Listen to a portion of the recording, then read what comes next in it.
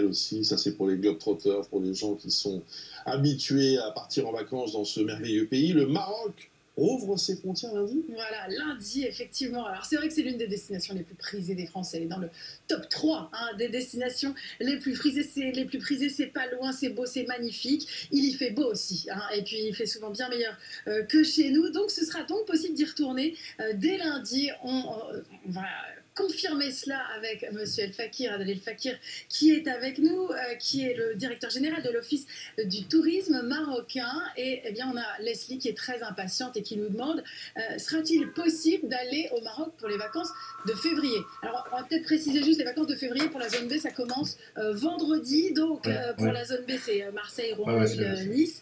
Donc, pour eux, il faudra patienter peut-être 2 petits jours, mais dès lundi, ce sera possible, Monsieur El Fakir. Absolument, il faudra commencer à faire les réservations. À partir de lundi, on pourra recevoir les voyageurs, l'ensemble des voyageurs, et notamment les voyageurs français, avec deux simples conditions qui sont un pass vaccinal et un test PCR 48 heures. D'accord.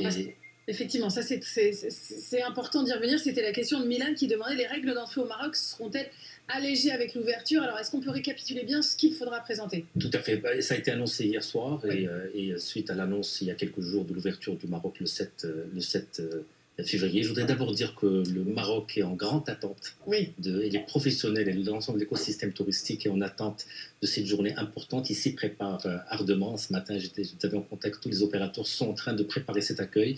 La reprise sera faite ce lundi-là. Les conditions ont été communiquées hier soir et sont favorables à la reprise de l'activité touristique. Il suffit de présenter un pass vaccinal à l'embarquement et un test PCR 48 heures avant l'heure de l'embarquement pour accéder au territoire marocain et pour reprendre tout à l'heure à Bostossin la grande histoire d'amour qui existe entre les voyageurs français et la destination Maroc. Il n'y aura pas de test antigénique à l'arrivée?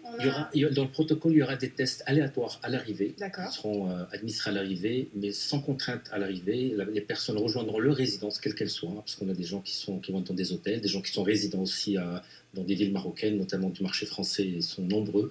Ils seront contactés si leur test est positif et ils suivront un confinement chez eux, dans leur résidence, le temps d'avoir un test négatif. Un suivi sera apporté aux personnes qui seront légèrement positifs. Est-ce que vous allez augmenter les vols? Est-ce que Royal Air Maroc, par exemple, va augmenter ses vols pour les prochains jours? C'est la clé de cette reprise-là, c'est d'abord les vols. Et d'ailleurs, cette visite au premier marché, qui est le marché français, c'est principalement pour,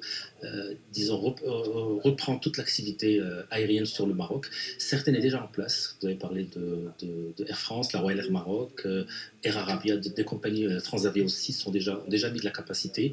Avec l'annonce hier de ces conditions-là, l'ensemble de la capacité est en train de revenir sur d'autres compagnies européennes qui travaillent sur le Maroc. Donc le challenge qu'on a, c'est de reconstruire très rapidement l'ensemble des routes aériennes. Il faut savoir que l'aérien, si je prends 2019 avant la pandémie, départ France, c'est 66 vols quotidiens vers le Maroc.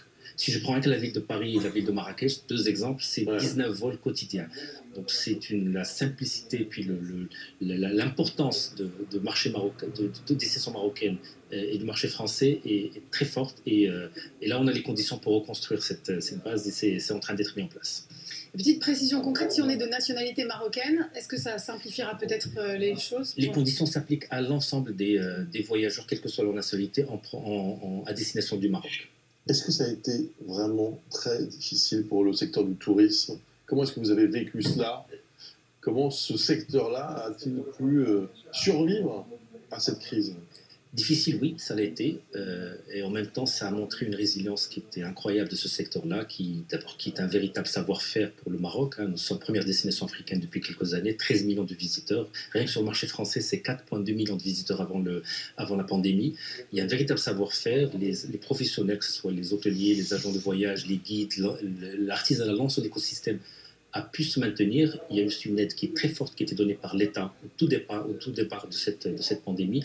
Donc l'État marocain a soutenu le secteur par de l'aide sociale, par des apports il y a un plan d'urgence qui vient d'être aussi mis en place il y a 2 semaines. Et il y a aussi le tourisme domestique qui est d'abord fort à la veille de la pandémie. C'était la première clientèle des hôtels, c'est pratiquement 32%, c'est de domestique, et qui s'est renforcée pendant cette période-là. Il y a une solidarité qui s'est créée et ça a permis de garder à flot. Et c'est pour ça que le lundi, ce n'est pas une réouverture des établissements, c'est un accueil qui va être fait parce que les établissements, la plupart n'ont pas fermé. Ils vont continuer, que ce soit les restaurants, les hôtels, l'animation de manière générale, à continuer à fonctionner. Donc lundi, c'est un accueil qui se prépare. Hein, et avec des conditions sanitaires qui sont au cœur d'abord du dispositif d'accueil, mais aussi de l'écosystème. Oui, le Maroc a été absolument très, très précautionneux. On voit de très belles images. Non, mais là, on y est presque. C'est vache de nous montrer ça. Oui, il y a tout de suite. Il y a un vol à quelle heure? Lundi, il va y avoir un vol très tôt, je pense. Réservez votre vol pour ça. Il faut le réserver. Mais justement, on profite de votre présence sur notre plateau. Est-ce que vous pouvez nous conseiller une petite destination pépite, un endroit peut-être auquel les Français ne pensent pas toujours? Alors, ce qui est fort avec le marché français, avec les voyageurs français, c'est qu'ils explorent l'ensemble de la destination Maroc. Et puis, ils sont découvreurs. Hein. Il y a des destinations qui ont été découvertes, qui ont été mises en avant par le marché français. L'ensemble des destinations sont là. Il y a certaines pépites aujourd'hui qui sont plein croissance. Je parlerai de Dakhla, qui est une des destinations clés avec une connexion directe de Paris. Pour le surf, aussi pour la culture, et puis il y a aussi Chaouane, qui est une des destinations qui sont extrêmement prisées en tant que découverte. Mais ce qui va être fort aussi, c'est que les voyageurs français vont aussi redécouvrir les destinations classiques, qui sont Essaouira, qui sont Ouarzazate, Fès, Meknès, Rabat, Tanger, Marrakech. Donc je pense que cette histoire d'amour, cette rupture, cet arrêt qu'on a eu quelques semaines va faire que la reprise, cette histoire d'amour va reprendre de manière encore plus forte et qu'on aura de belles vacances pour février, mais aussi des vacances de Pâques qui arrivent. Et puis l'été aussi, on prépare l'été de manière forte. C'était juste une petite pause. Voilà, ça reprend lundi. Merci beaucoup. Merci. Merci, monsieur le Merci d'avoir été avec nous ce matin sur BFM TV. Allez, on enchaîne. Et avec une autre destination d'ailleurs. Hein. Alors ça, c'est en France. Hein.